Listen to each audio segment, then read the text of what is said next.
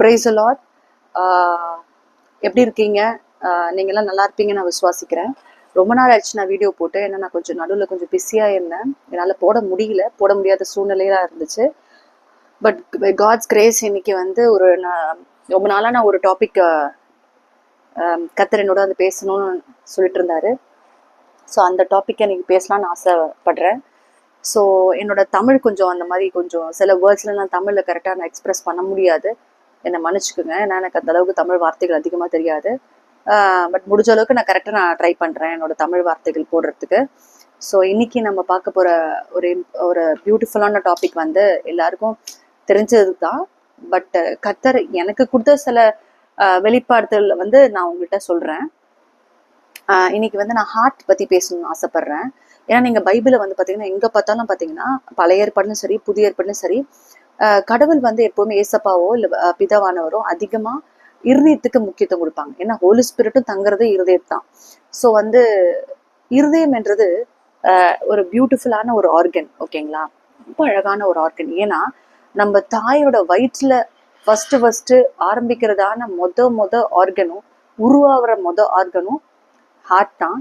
அதே போல ஒரு மனுஷன் சாவறானா அது அந்த ஆர்கன் தான் கடைசியா ஸ்டாப் ஆகும். ஸோ ஸ்டார்ட் பண்றதும் அதான், எண்ட் பண்றதும் அதான். ஸோ தாயின் வயிற்றுல ஃபர்ஸ்ட் அந்த ஹார்ட் உருவாகும் போது அது ஜீவன் உள்ள போகும்போது கரெக்டாக அந்த ஹார்ட் பீட் ஆரம்பிக்குது. அதே போல கடைசியா அந்த ஜீவன் பிரியும் போது அந்த ஹார்ட் ஸ்டாப் ஆகுது. ஆனா சில பேர் பார்த்தீங்கன்னா வெஜிடேட்டிவ் ஸ்டேட்ஸ் சொல்லுவாங்க. அப்படின்னா ஐசியூல இருப்பாங்க, பிரெயின் டெட் ஆயிருக்கும், பிரெயின் வேலை செய்யாது, பட் ஹார்ட் மட்டும் அடிச்சுட்டே இருக்கும். அப்பனா அவங்க வந்து உயிரோட செத்தவங்க மாதிரி. ஆக்சுவலா பிரெயின் டெட்டு, அவங்கள யோசிக்க முடியாது, கான்சியஸா இருக்க மாட்டாங்க, பட் அவங்க ஹார்ட் மட்டும் பம்ப் ஆயிட்டு இருக்கும். அதனால மற்ற ஆர்கன்ஸும் இயங்கிட்டு இருக்கும். So heart is very very very important for God. யாருக்கு இம்பார்ட்டன்ட் இல்லை, ஹார்ட் வந்து ஆண்டவருக்கு ரொம்ப முக்கியம். ஏன்னா காட் சீஸ் த ஹார்ட். அது நீங்க நிறைய படிச்சிருப்பீங்க வேதாகமத்துல.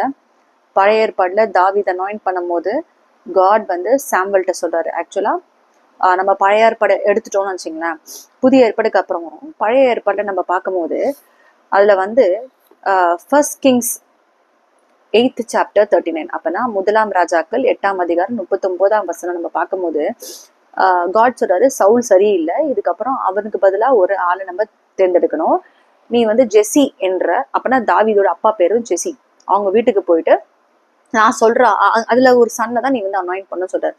ஆனா சாமுவேல் போய் உட்காரும் போது பாக்குற அவரோட தாவீதோட அண்ணன்கள்லாம் பார்த்தா ஹைட்டு டால் அண்ட் ஹெஃப்டியா இருக்கும் போது பார்க்கும்போது இவங்க தான் இருப்பாங்க. ஏன்னா அவங்க எல்லாம் பார்த்தா மென் ஆஃப் வார், அப்பனா வாருக்கு போற ஒரு சோல்ஜர்ஸ் மாதிரி இருந்தாங்க. ஸோ நிச்சயமா ஒரு கிங்குன்னா அந்த சூட்டபிளான ஒரு கேரக்டர் என்னன்னா நல்லா ஹைட் அண்ட் வெயிட்டா, நல்லா ஃபேரா அப்படி இருக்கணும்னா அவரோட கற்பனையில போயிட்டேன். இத்தனைக்கும் சாமுவேல் வந்து ஒரு கிரேட் ப்ராஃபிட், ஒரு பெரிய தீர்க்கதரிசி. அந்த காலத்துல ரொம்ப வருஷத்துக்கு அப்புறம் சாமுவேல் தான் வந்து பெரிய தீர்க்கதரிசி.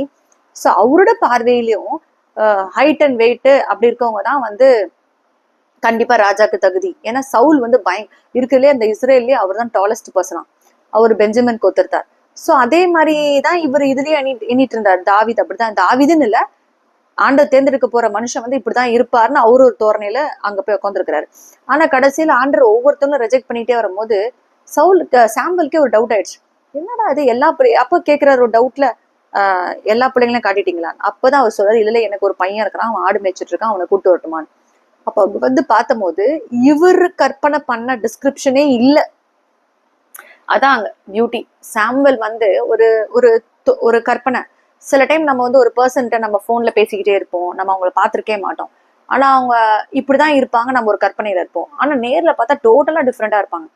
அந்த மாதிரிதான் சாமுவேல் என்ன எதிர்பார்த்தாருன்னா, ஆண்டவர் தேர்ந்தெடுக்கிறவர் சால் மாதிரி டாலா ஹெஃப்டியா ஃபேரா இருப்பாருன்னு நினைச்சிட்டு இருந்தாரு.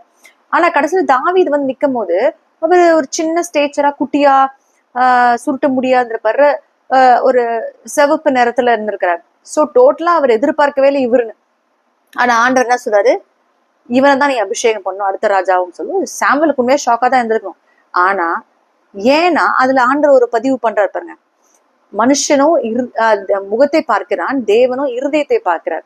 அப்போ இதுல நம்மளுக்கு என்ன தெரியுதுன்னா, தேவன் ஒரு பர்சனை பார்க்கும் போது அவனோட அவுட்வேர் அப்பியரன்ஸை பத்தி அவருக்கு கவலையே இல்லை. அவர் கருப்பா சிவப்பா இல்ல டாலா, குள்ளமா, அழகா, நல்லா இல்லையா, அதெல்லாம் யோசிக்க மாட்டார் ஆண்டவர்.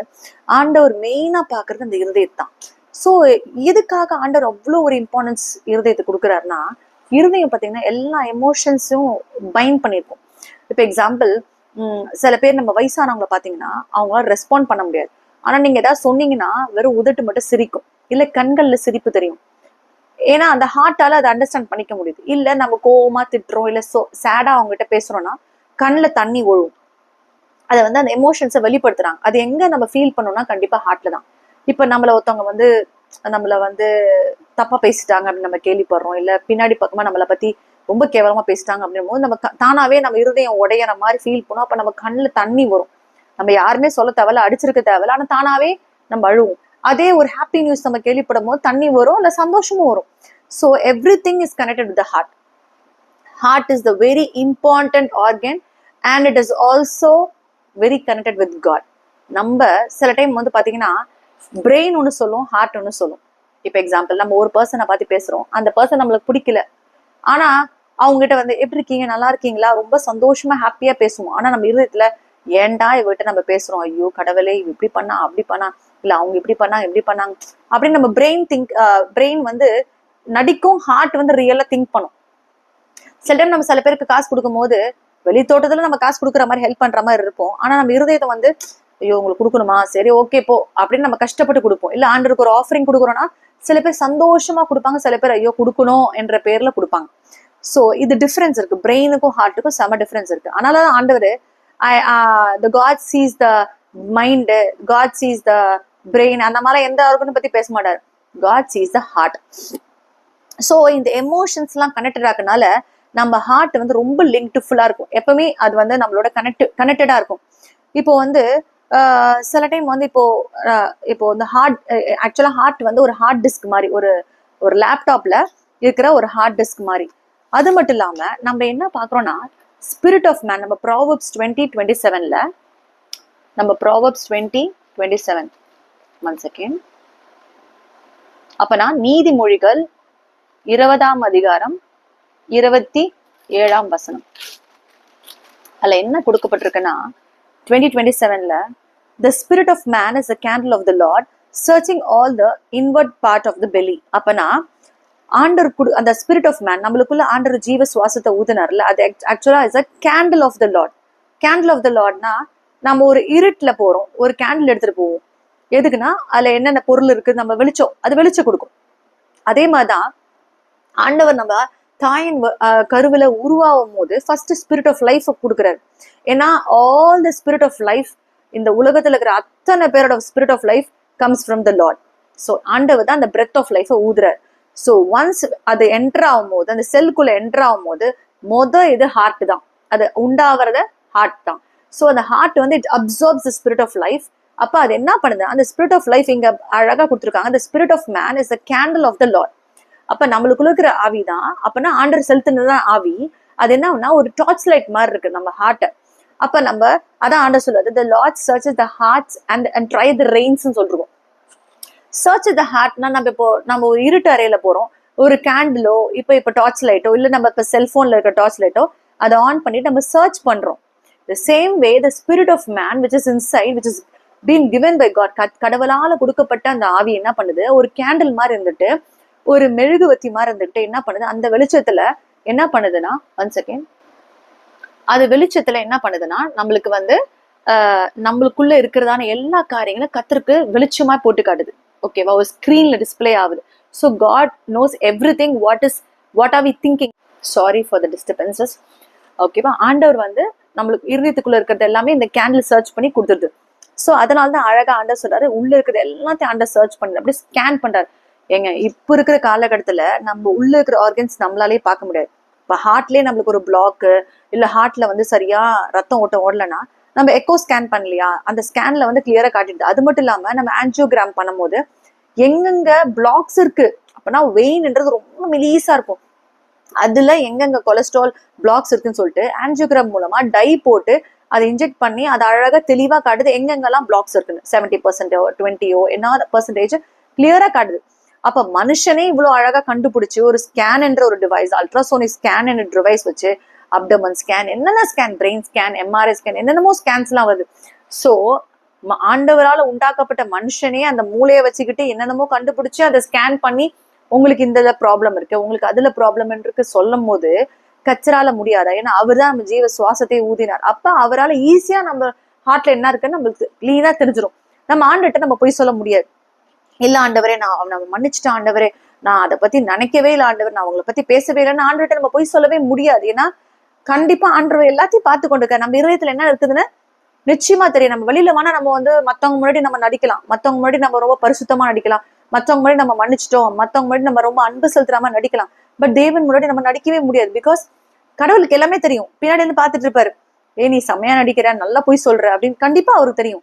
அப்போ 2 பேருக்கு நல்லா தெரியும் நம்ம நடிக்கிற மாதிரி. ஒண்ணு நம்மளுக்கு, ஒண்ணு ஆண்டருக்கு. சில பேருக்கு தான் நடிக்கிறது சில பேருக்கு தெரியவே தெரியாது. நம்ம கரெக்டா இருக்கோம், வி ஆர் பர்ஃபெக்ட். சில பேர் சொல்லுவாங்க நீங்க பண்ற தப்பு. இல்ல நான் பண்ற தப்பே இல்லை, I am perfect in every thing. அவங்கள வந்து நம்ம ஒண்ணுமே பண்ண முடியாது. ஏன்னா கத்தரே விலகி நின்றுவார். ஏன்னா அவராலே அவர் ஒன்றும் பண்ண முடியாது.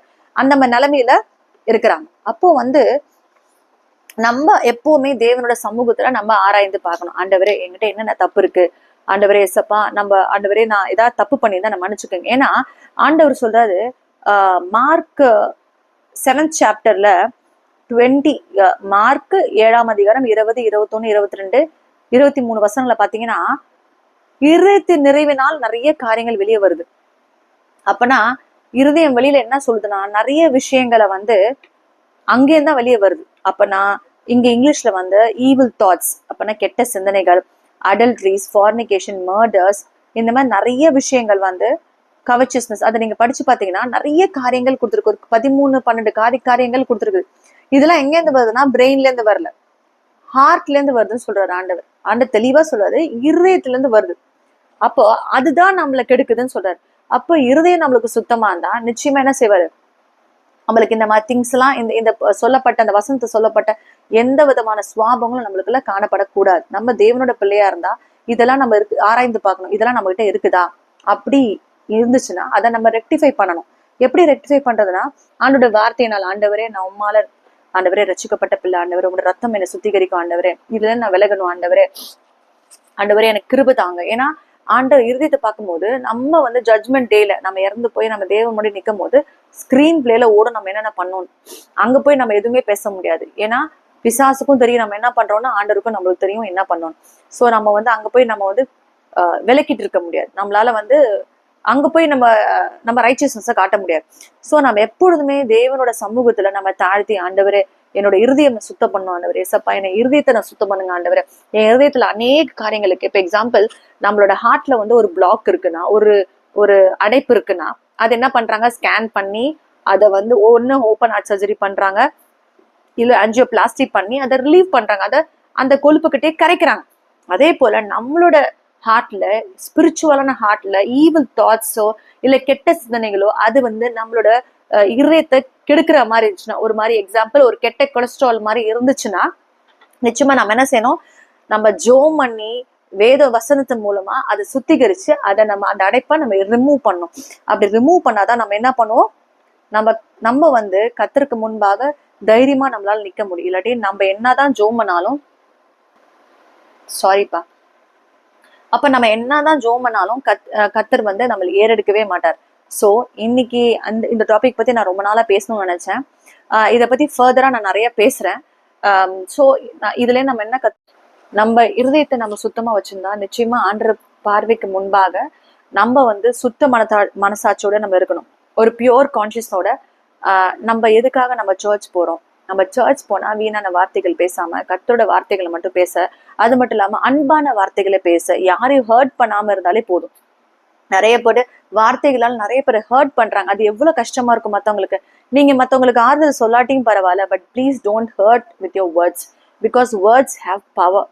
ஸோ நம்ம இருதயத்துல நம்ம சொல்லும் போது அது சில டைம் நம்ம பிள்ளைங்கள நம்ம திட்டுறோம், அதுவும் நம்ம திட்டக்கூடாது. ஏன்னா அந்த இருதயத்திலிருந்து வரும்போது அதோட சேர்ந்து நம்ம the spirit of life is also coming. So அது வந்து அந்த வார்த்தை வந்து ரொம்ப நம்ம ஜாக்கிரதையா இருக்கணும்.